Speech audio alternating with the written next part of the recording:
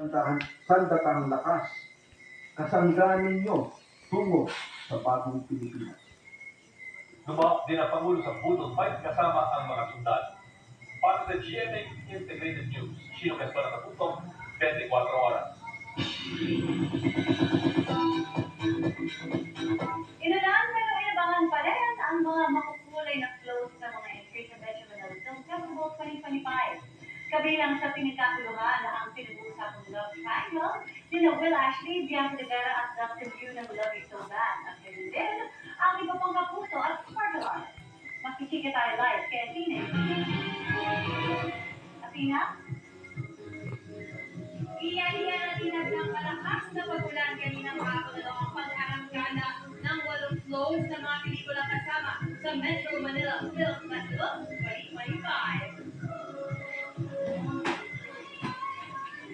Pasado alas 2 ng hapon ang magsimula sa mga pag-boulevard sa Pasay City ang pagparada ng makukulay na flows ng mga pelikulang kalahok sa Metro Manila Film Festival. Inabangan niya ng publiko na hinukian naman ng pagkaway sa mga bida ng mga pelikula kahit pa nang bumuhos na ang malakas na ulan.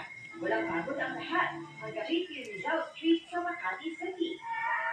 Alas 4 ng hapon dito sa Ayala Avenue, Makati. At tingnan niyo naman ganito karami ang taong nag-aabang sa float ng 8 kasama o kalahok ng mga pelikula sa Metro Manila Film Festival 2025.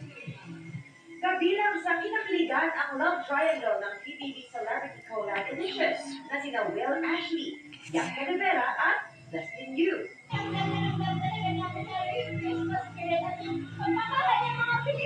Pagmamahal talaga pinapakita nila sa amin ng suporta.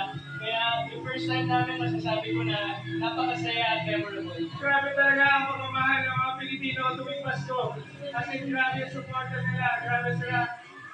Sabi ni Direk Nick Cruz Alviar, ang pagtanggap na ito ay nagpapatotoo sa sinabi niya noong trailer launch ng pelikula na sina Bianca, Will at Dustin ang future leading lady at leading man ng bagong henerasyon.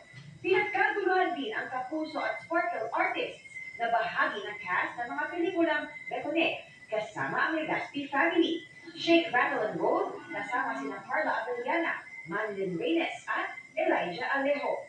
Bar Boys, kasama si Glyza De Castro at Rocco Nasino. Call Me Mother, kasama si Shubi at Rata at Nita Salamanga.